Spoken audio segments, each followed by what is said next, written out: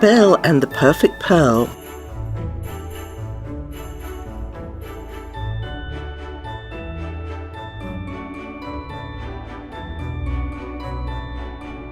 What do you suppose is behind these doors, Chip? Belle asked the enchanted teacup.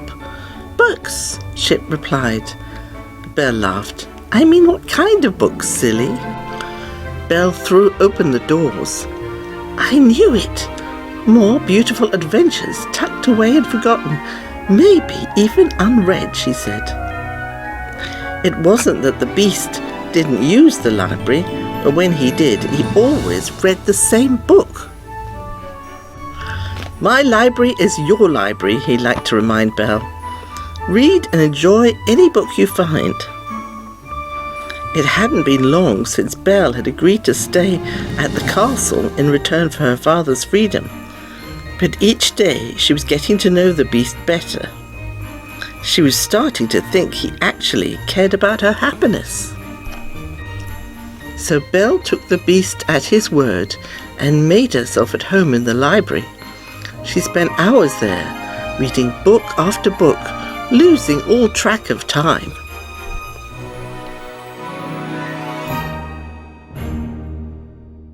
Belle considered books precious treasures, so when she took a break from reading, she gave the books special attention. She asked Feather Duster to help her dust them. She placed fallen books back on the shelves, and she pressed flat any folded pages.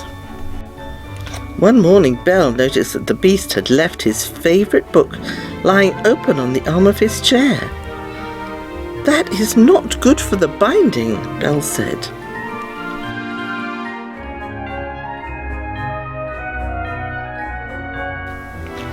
She picked up the book, closed it, then turned it over in her hands. Although the leather cover was worn, it was a beautiful volume with decorative gems on its brass clasp. Chip, look, she said, pointing at the pearls. There was an empty hole where a fourth one should be. Thought Belle. How long has it been missing? Belle looked around on the floor in case it had just fallen out. Chip helped her search. I found something, he called. There by the library door was a single, perfect pearl. Let's see if it fits, Belle suggested.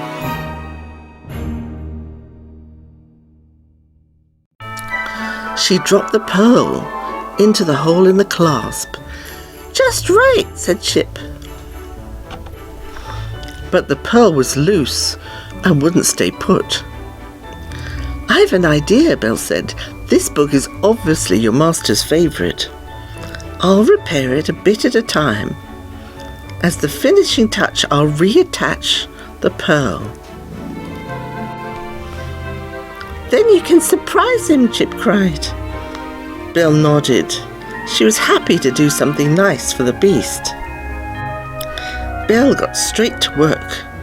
She borrowed some rags and polish from Mrs. Potts and gently cleaned the leather cover. Then she put the book back on the beast's chair so he wouldn't miss it.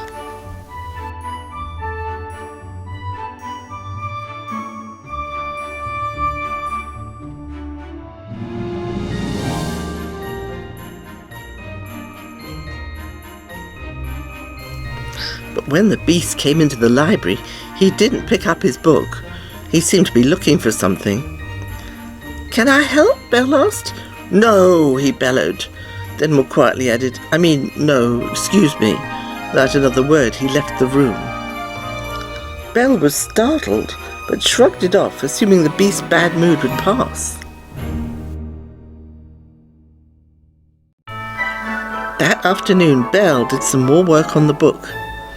Carefully, she smoothed out rumpled pages and polished the brass clasp.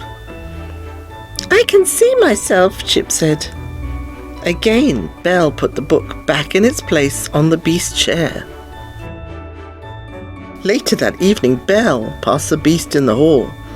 She smiled and stopped to greet him. Good evening. Good night, he snapped, hurrying by. Belle stood there a little stunned. He hadn't even glanced her way. Is something the matter? She wondered. The next morning it was time for Belle to replace the pearl, but she wasn't sure she was ready to give the book back to the beast. He had been so grumpy the day before. What would he be like today? She wondered. Just then the beast burst through the door. "You!" he cried. "You've had the pearl all along.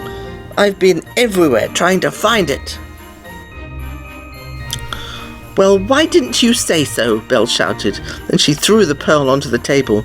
"By the way, I've been repairing your book as a surprise." The beast was shocked. He looked at the book, he picked up the pearl, then he smiled and began to laugh. Belle stormed towards the door. "Belle, wait," the beast said. His gentle voice made Belle stop and turn. "I've been working on something for you, too." In the beast's hand was a lovely antique brooch. "It's been in my family a long time," he explained.